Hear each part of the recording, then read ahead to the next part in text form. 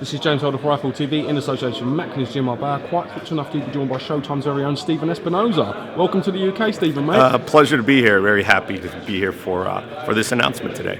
I want to talk to you a little bit about the announcement regarding Anthony Joshua signing terms to now be broadcasted in America. Can you explain to me how that works?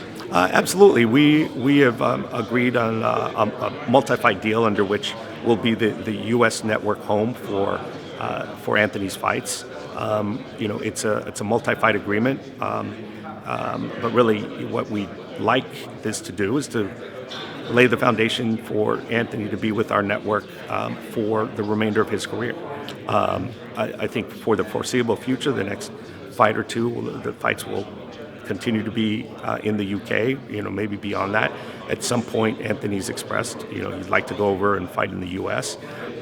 And whether the fights take place here in the UK or in the US, he's a fighter who we're obviously interested in, and made sense to get him under contract and make that commitment to him. Who was the only ever fighter to have this agreement with Showtime?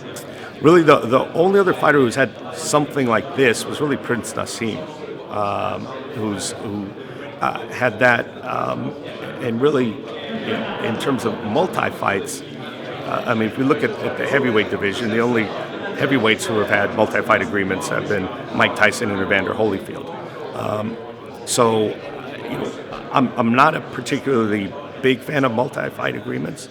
We had one with Floyd Mayweather, which obviously I was a fan of. That was a deal which worked out very well for us. But the danger is that under a multi-fight, you may not get the fights that you want because you're committed to a certain number of fights. So it's one payment at the start, and then the fights are sort of broken up. It's sort of there's a payment per fight, and we accept the fights as they come. So you have to be comfortable with the opponents that you're going to be getting, and that's a big key to this. If we thought that Anthony and Eddie were the kind who were not going to take tough fights, that were not going to take big challenges, then we wouldn't be doing this deal. But a big piece of this deal is the fact that Eddie is moving Anthony very quickly, and that Anthony is taking challenging fights. And so I do see fights like, David Haye or Tyson Fury or Joseph Parker, who may be the mandatory shortly, or Deontay Wilder, as very doable in the not too distant future. So you see that potentially if he comes through Dominic Brazil as we expect him to do, you're hoping that Eddie will then light the touch paper for some of these huge fights.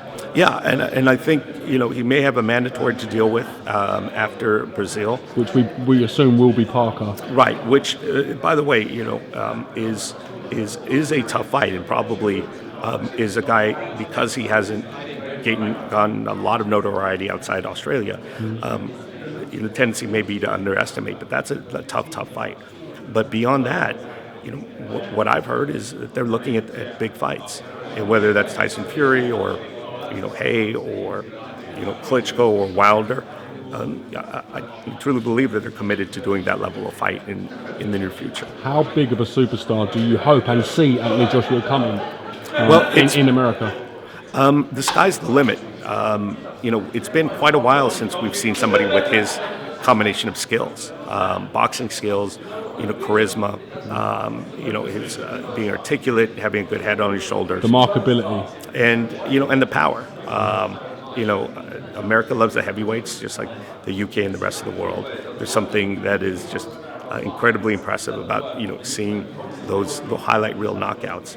And when you combine it in a package as good as Anthony's, it's a rare commodity. John,